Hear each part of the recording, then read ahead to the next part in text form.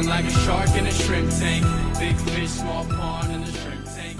Welcome back to another episode of the Shrimp Tank. We are coming to you virtually from Seattle and the entire Pacific Northwest. And today we're driving down I-5 a little bit, all the way through Portland and into the Bay Area.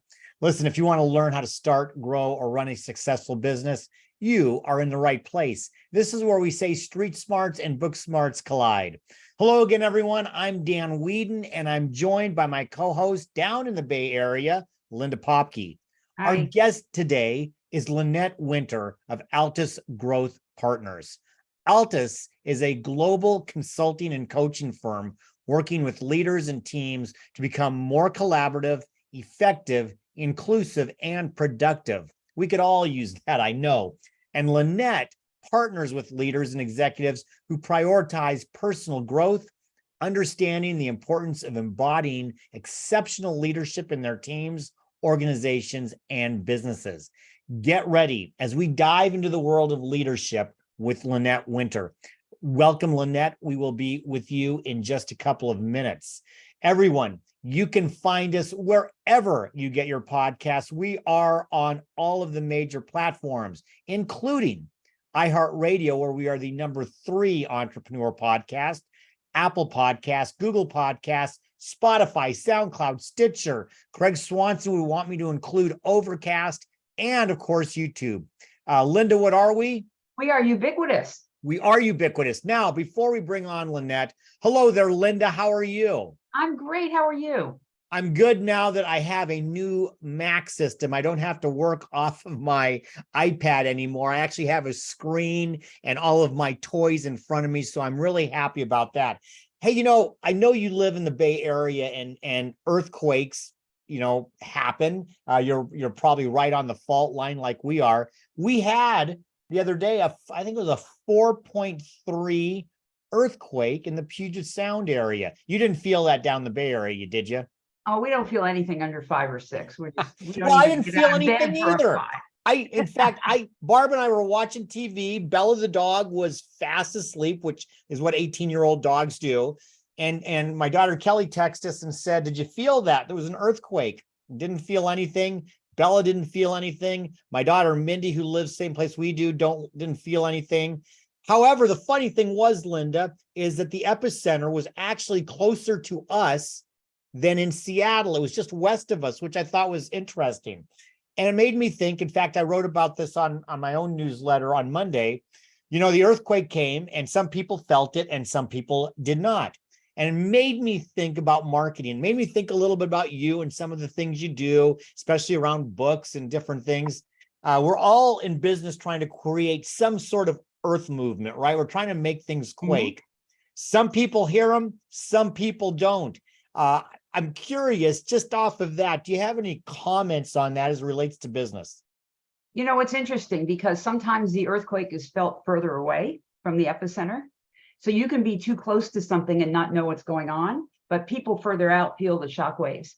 And sometimes I think we do things and we don't necessarily understand because we're too close to them, but we look out and some of the marketing we do impacts people further out. There are waves and they keep coming and you can grow upon them. So it's an interesting metaphor, and not all earthquakes are bad. When you kind of shake things up a little bit in the business world, sometimes good things come from that. Linda, I knew you're brilliant. I didn't even think, first of all, I didn't know that part about the earthquakes further away, but yeah, maybe it branches out more. Well, we have a great guest today. Lynette Winter is in the leadership development, team development, organization, all of that cool stuff, which we're going to talk about today. And Lynette, I'm going to bring you into this because I know in the world of leadership development, especially as a coach, as a guide, as a mentor, you're trying to maybe get the earth moving underneath some of the people and the teams that you work with.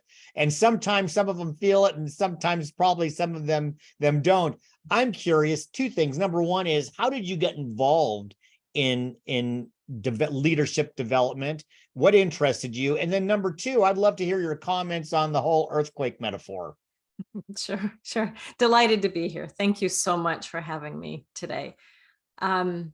Yeah, how I got involved was it started out, so I was a freshly minted MBA and all that that means. And I went to work for Intel. But what was really interesting about it to me was I had an MBA that focused on the science of manufacturing. So I knew all the theory. So you talked about book smarts in the intro. So I understood the theory. I'd never set foot in a high-tech manufacturing facility before. And I was introduced, here's your 30-person team. And they were all very technical, very smart. Some had technical degrees and they were sort of newer at this. Some had been in the semiconductor industry since the beginning of it, really.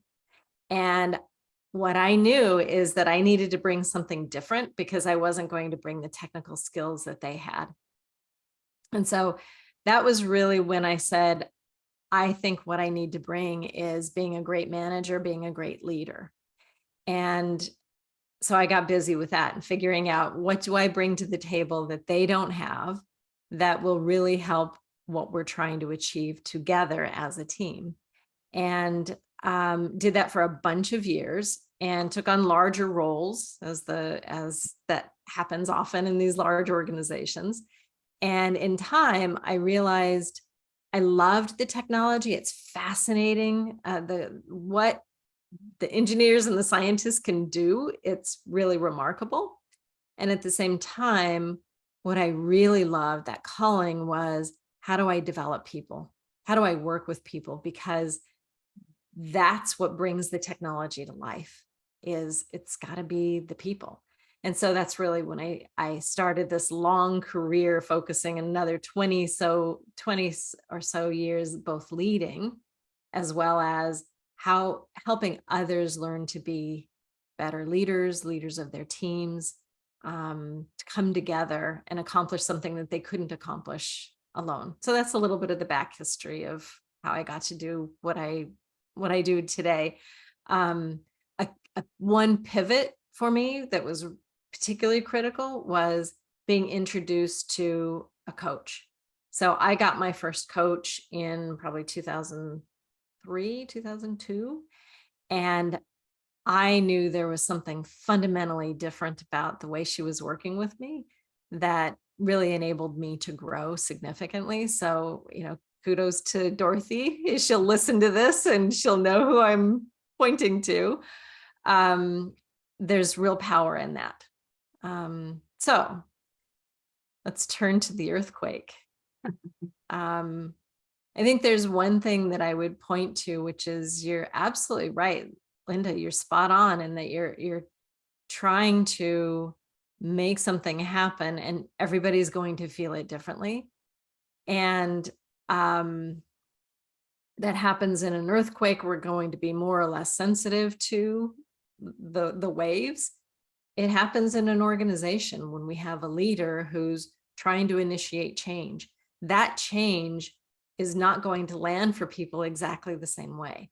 And so this, I think, a key competency for us as leaders is understanding what are the needs of others. So yes, we have a goal, we have a vision, there's something that we need to go do together. And that comes in contact with real people. Right. Great. So I want to talk about, Altus has a brand new book, which I am going to try to hold up here, Growing Groups into Teams, which just launched yesterday, real life stories of people who get results and thrive together. So can you talk a little bit, Lynette, because when you came in with that group of people, you were probably told this was your team, but were they really a team or were they a group, and how did you make them into a team? It's such a great question. I think they had elements. When I first started, they had elements of being a team. But there was a lot of work that needed to be done to move us truly into a team. And part of it had to do with me joining, because this group existed before me. So how could we come together and really coalesce truly as a team? And we talk about this in the book. And one of the first things is getting really clear on what is our shared purpose? Why are we coming together and what are we trying to do here? And so making that conversation from implicit to explicit is really key for leaders. And it's one of the things that I needed to turn to when I was starting to work with this group to really help us form truly as a team. I want to touch on something you just brought up, and that's shared purpose. And so I work, Lynette, with a lot of small businesses. I'd say most of my clients are under 100 employees or less, considered small businesses. Many might have 25 or 30 employees or less. Sure. And when the person leading is very often the business owner, the person who founded the company, who's still very much hands-on in whatever the product or the service is, and also very busy. I think that team is overlooked a lot in the small business world, not because it's not deemed as important, but it's a time issue. But I think the whole concept of shared purpose when it comes to small businesses is maybe even more important, because what the business needs to do to survive and to grow. Can you talk about that? How would a small business owner listening to this find a way to improve that shared vision or that shared purpose in their employees? Yeah. So I think it's a really important question. And we run into this a lot, which is I just don't have time. And I think a mindset shift is we actually don't have time to not attend to how we're functioning as a team. And that's a key piece of kind of our ethic at Altus, and what you'd hear in our book around it will slow us down in the end if we don't take the time to really create that shared purpose. And so, to pretend that we have employees, whether it's a 10-person organization or a 10,000-person organization, that they come to work and they don't have particular needs and interests, it's going to get us into trouble really, really quickly. And so what I like to say is we are always, all the time, as human beings, trying to get our needs met.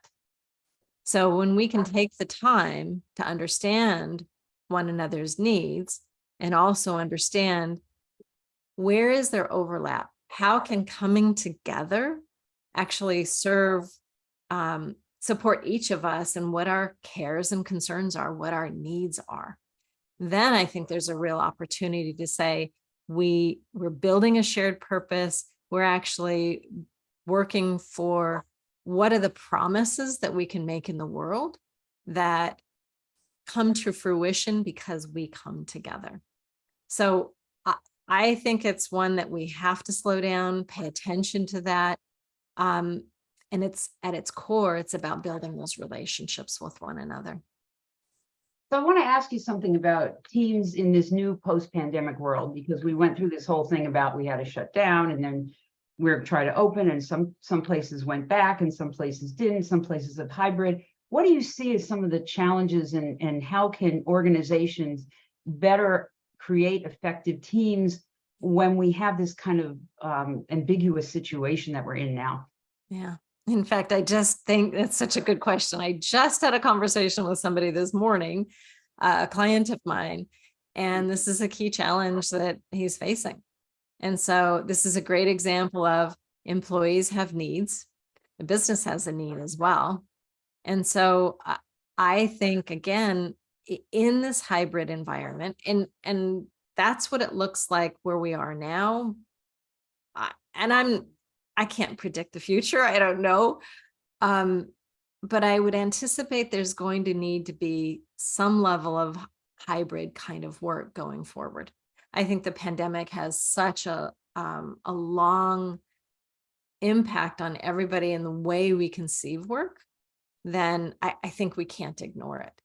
So what I think that calls for is actually even more intentionally saying, how do we cultivate a team? How do we cultivate a shared purpose? How do we align our actions? How do we make commitments and promises to one another and then ensure that we're aligned in what we're actually trying to do. So it might have been a little bit easier in some ways when it's like, oh, I could see what the person was doing. One of my business partners, I could walk down the hallway, or I could hear them over the cubicle wall. And I knew they were following through. I knew that they were doing what we had committed to do. With that gone, we need to really purposefully dial up. How are we connecting? When are we connecting? So I think making much more explicit, how do we work together? What are our values? I think those kinds of things become, so they're important in the world of when we're all working together face to face. I think they have an outsized impact when we're virtual. And I think the other thing I would point to there is, for some organizations, they've actually been working virtually for a very, very long time. This isn't brand new. Pandemic added new wrinkles to it, absolutely. But the fact of the matter is there are many, many organizations where they were not co-located. They did not walk into one single office. They had partners or suppliers or other parts of what it took to deliver the business that were located across not just, say, a city, but a state, the entire country, and truly global. All right. Well, this is a great conversation. I can't wait to continue it, but we got to pay the bills, Lynette. We're going to take a short break to hear from today's Spotlight sponsor. And when we come back with our guest, Lynette Winter, for our Hot or Not section of the show, we're going to ask her about the concepts of diversity, equity, and inclusion. Don't walk away. We'll be right back with more of the Shrimp Tank. Does this sound like you? I'd love to write a book, but I just don't have the time. In fact, I'm not even sure where to start. Maybe you have a compelling story to share or valuable advice for clients and prospects. If only you could get that out of your head and into a published format. Think you don't have time to write a book? Think you aren't a good enough writer to get your message across? Think this all sounds too overwhelming? Well, think again. At Leverage to Market Associates, we help aspiring authors to transform that long-stuck book idea into an attractive published work. If you've written most of your book, we can help edit your work and drive it through the production process. If you're not sure where to start, we'll coach you through the creative process to organize your thoughts and create compelling book outline. And if you're just not comfortable writing a book yourself, we can ghostwrite it for you. Contact Leverage to Market Associates for a complimentary evaluation of your nonfiction book concept today and bring your book to life. All right. Thank you, Dan. And welcome back to the Shrimp Tank, where we interview the best and brightest CEOs and business thought leaders in the greater Puget Sound and beyond. And today we're going to Portland. I'm Linda Popky, and our guest today is Lynette Winter. And our next segment is Hot or Not. And I know the Portland food is hot. I love food in Portland. I'm a big fan of going down there and trying all the cuisine. So I'll throw that in. Lynette, hot or not, though, is where we pepper you with questions about business, about life, about leadership, and who knows what else will come up. I'm going to start with this one, though, and I think it's a little bit of a softball, but I want to hear your concept, your thoughts on it. We've obviously heard a lot about DEI and diversity, equity, inclusion. I'm curious, hot or not, the concepts and the intentionality of diversity, equity, and inclusion in team. Yeah. So do I get to answer? See, this is a tough one for a coach. You give a coach two choices and we want to have a third choice. Well, you know what? If you come up with a cool name for it, we'll give you a third choice. Okay. So I'll play the game, which is a great one. I'll say hot. Okay.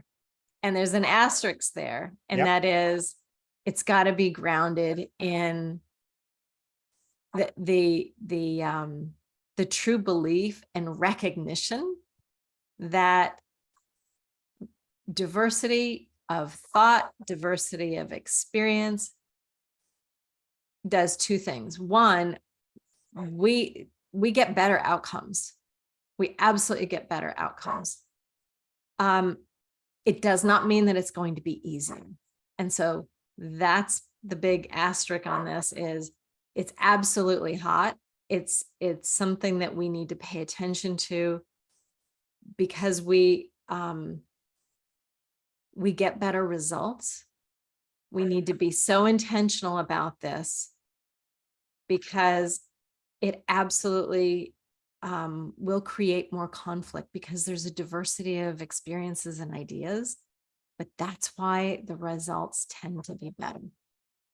I completely agree with you. And I think you stated it really well. Here's a follow-up question for you.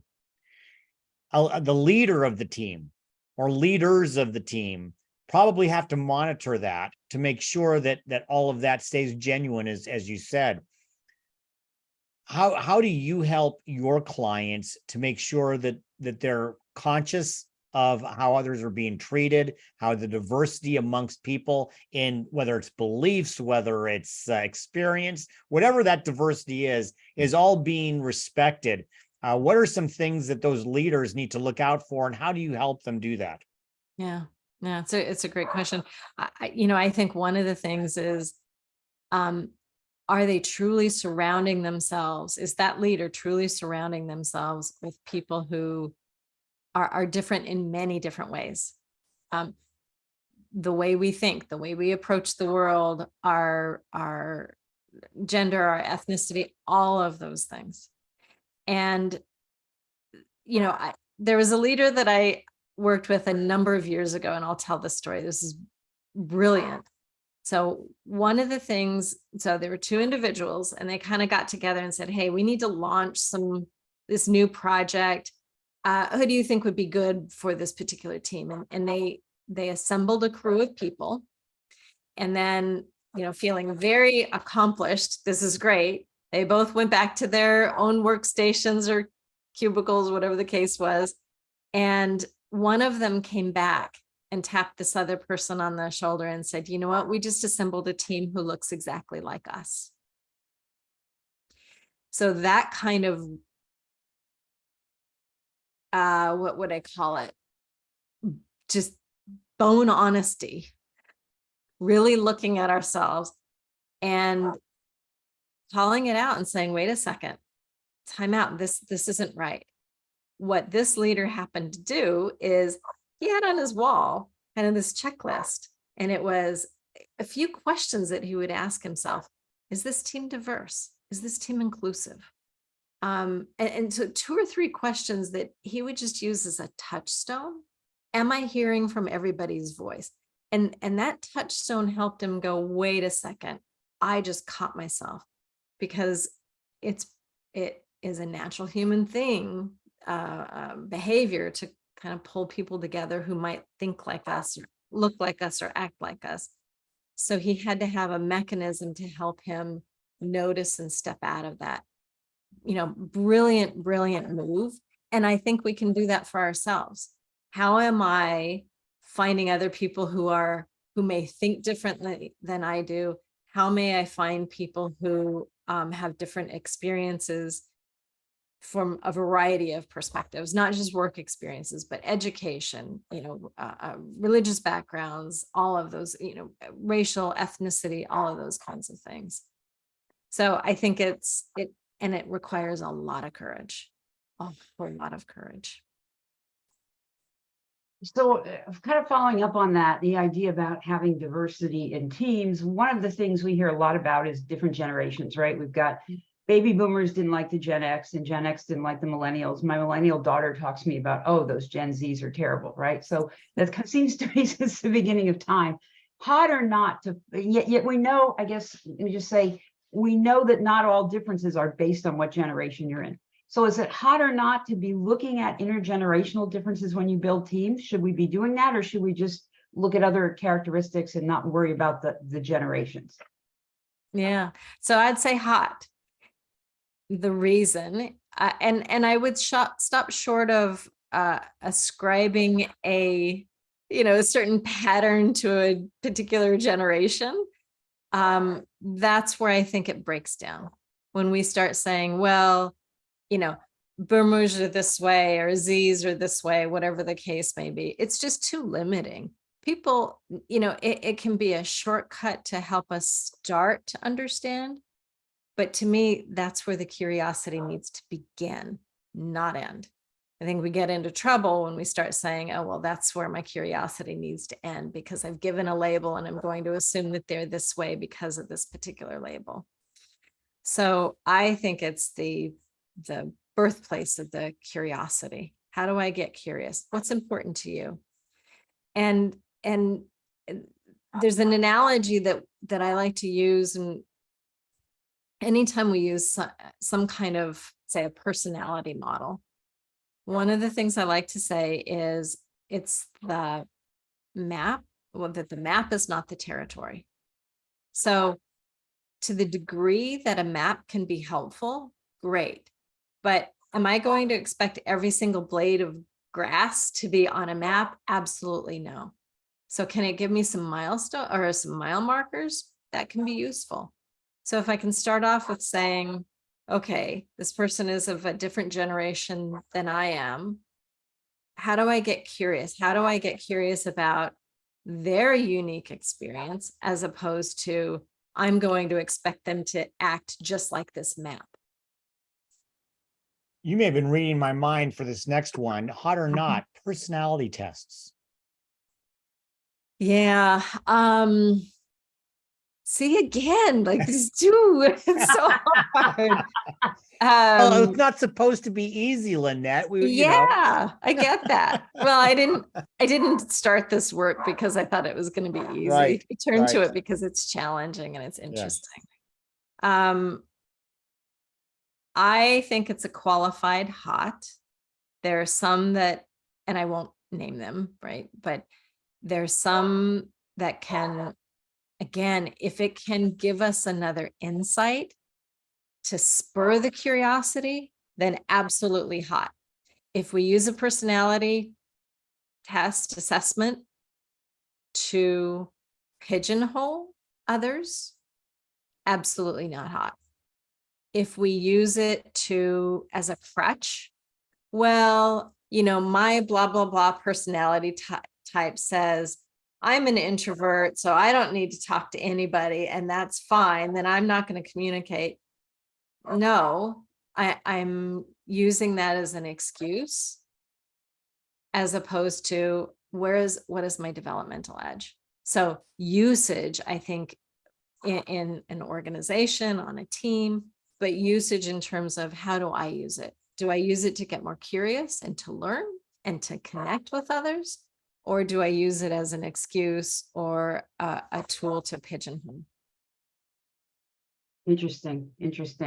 So I'm going to go in a different way here. Hot or not, working with employees and focusing on this idea of life balance commitment and doing that can we ever really have a full life balance? So is that something that we should be focusing on or not?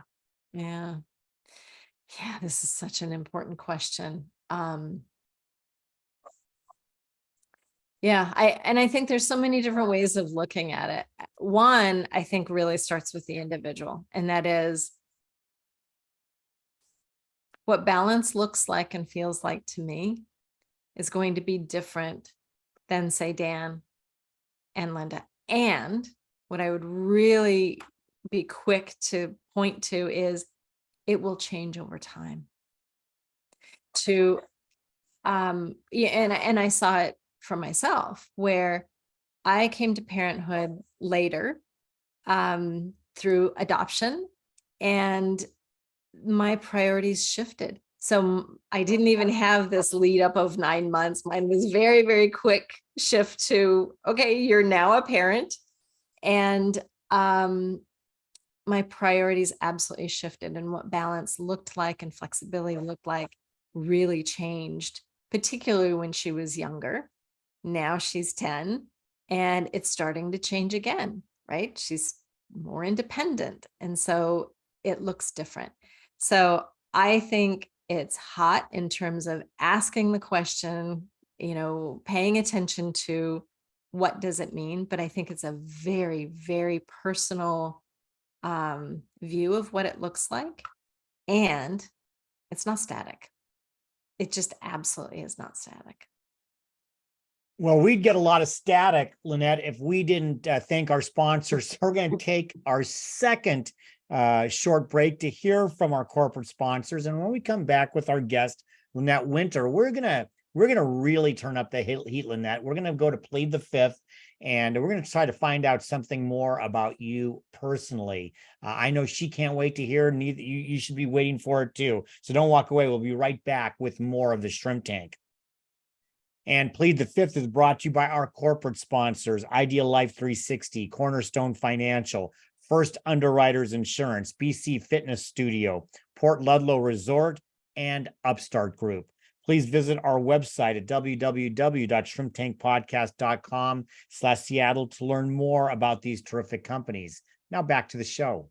Okay, well, welcome back to the Shrimp Tank, where we interview the best and brightest CEOs and business thought leaders in the greater Puget Sound and beyond. I'm co-host Linda Popky, and our guest today is Lynette Winter. And our next segment is Plead the Fifth. Like I said, Lynette, we're gonna turn up the heat, and you might get a question that you just don't want to answer. You can plead the fifth, but you can only do it once. Yeah. So pick carefully. We'll have some fun with it. At the end, you win absolutely nothing, but we do hope you have some fun. So Linda and I show up at your doorstep. We, she drives north, I drive south. We show up in Portland to see you, and we knock on your door and say, Lynette, today's your treat yourself day.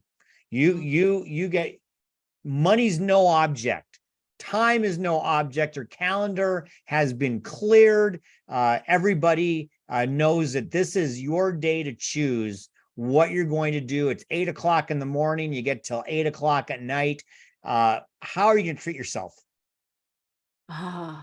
So you gave me the time frame, because immediately I was like, I'm going to go back to Paris. Oh, well, okay. Tell you what, forget the time frame, but at some point the slipper falls off and you're going to turn back into a pumpkin. So, but I want to hear about Paris. So tell us about it. Well, my daughter and I were lucky enough to spend 3 weeks in France this summer. A really special trip. Paris in particular is one of my favorite cities in the world. And what I love about travel, Paris in particular, is I love the food. But the other is when I drop into a culture that is a culture that I did not grow up in, it really helps me start questioning all of my assumptions. Oh, look, there are different ways to live. There are different ways to cook. There are different ways to be in the world. And I find that sometimes it's hard. Like, what? Why would you do that? And it helps me really appreciate what I have. And it also helps me check my assumptions about the right way to live. So yeah, I'd go to Paris and treat myself, and I'm dying for a really good croissant. That's great. So I'm going to ask you something, because I know working with Altus that conversations are critical, right? And so many conversations that should happen don't happen because we're nervous. So how do you get that kind of conversation if you were in a personal situation with someone that you don't know that well, but there's a missing conversation? Yeah. How do you go about having that without getting the other person upset and kind of shutting off? Such a great question. Yeah. And I think this distinction around asking ourselves, what is the missing conversation, is a really, really powerful one. My approach has been to call out my intent. So start off with that. And that is really saying, and being honest about, here's what's going on for me. So, hey, I'd like to have a conversation with you about X. And if I'm feeling nervous about it, I name that. And I'm feeling a little nervous about it. I'm not sure exactly how it's going to go. Here's what my intent is. I'm hoping that, or maybe it's a conflict, or maybe there's some feedback I want to offer, but to really ground it in, what is my purpose? So when I have a missing conversation, I'm evoking courage, but I'm doing it for a bigger commitment that I have. So there was a situation, it was in the springtime, where I wanted to initiate a conversation with the parent of one of my child's friends. And it felt a little scary. And what I realized is there was a missing conversation, and I didn't know how it was going to go. So I really declared that intent. And I said, hey, I'd really like to have a conversation with you. And here's my purpose. I think we have an opportunity to build our relationship, and that can actually support our kids in their relationship. Are you game? And this person could have said, not interested, or they could have said, absolutely, I'm interested in. And the great thing is we ended up talking for a very long time, and we came to a place where we had a mutual understanding of what we both cared about. And we actually found a common purpose, right? We both care about our kids having good, healthy friendships in their lives. So it took courage, and it took me initiating, and it took me naming, here's what's going on for me, and being able to even say, I feel really nervous about this. So if I can do that in my personal life, I'm like, yeah, this is another way of practicing what I try to practice in my business world as well. What is the conversation we're not having? And knowing that, I think the other part of it is the conversation doesn't get easier by postponing it. In many ways, it gets more complex. Why didn't we address this right away? Yeah. All right. Now, Lynette, you said you have a 10-year-old daughter, right? I'm going to give you a chance to jump into the DeLorean. You're going to go back to when you were 10 without messing up the time continuum. Okay. We don't want to do that. We don't want you to despair. Okay. What's one piece of advice you would give 10-year-old Lynette as she is moving towards forwards in her life? Try it. Try it. Try it. Try it. So I was pretty shy as a child, and that feeling of being shy held me back from trying lots of different things. And yeah, I don't really believe so much in regrets. I mean, they can be very instructive for us, but that would be the advice. Take a deep breath and join that dance club. Take a deep breath and join that baseball team. You know, those are the kinds of things. And you may like it and you may hate it, and there's some lesson in it. So that would be my advice to the 10-year-old Lynette. Great. That's great. So I want to ask you again, we have this magic carpet or magic, genie that allows us some wishes. If you had the opportunity to take a group of leaders from anywhere in the world, anytime, and bring them together to be on your team, could be politicians, could be historical figures, could be business leaders, and say there's 2 or 3 of them, who would you pick? Oh, that is tough. One person who stands out would be Albert Einstein. While he was brilliant, he actually had he also, so very cognitive, he had a really big heart. And so I've read some of the letters that he's written to others, and he could bring forward really critical thinking and bring forward his heart. So I'd love to have that person on the team. And then there's so many amazing women in history. So someone like Harriet Tubman, who talk about courage and the ability to organize people, and there were lives at stake, and she could rally people and knew how to coordinate and to coordinate action and to bring people together for a bigger purpose. So those are 2 people that stand out pretty quickly to me. And as soon as we go on to the next question or finish the podcast, I'm going to go, oh, I want this person as well. But those are two. And I think both of them really evoke a lot of what we're talking about in teams. So while Einstein was a genius, there was this heart connection. And so he was really clear on his values. And so that's something that's important to a team as well, right? What are our values? Harriet could rally people around, here's our shared purpose, really clear around roles and plans and how do we get this work done together, recognizing that it wasn't about her. It was about what were they doing for a bigger purpose. That sounds great. That sounds like a fantastic team. So Lynette, thank you so much for being our guest here on the Shrimp Tank Seattle. For people who would like to get in touch with you, learn more about you, the company, the book, which I have here, where can they get more information? Sure. So the first is I would point to Altus Growth Partners. This is where you can find more about the organization, the amazing coaches and consultants that are associated and do the work of Altus Growth and wrote the book. The other is in LinkedIn. I'm out there, and you can pretty easily find me as well. Those are the two places that you can reach out. That's fantastic. Thank you. Okay. And then make sure while you're reaching out that you check out all the replays on our website, shrimptankpodcast.com/Seattle, wherever you get your podcasts, iHeart, Apple, Google, Spotify, SoundCloud. Dan, what are we? We are ubiquitous. And follow us on our show's social media pages on YouTube, Facebook, and Instagram.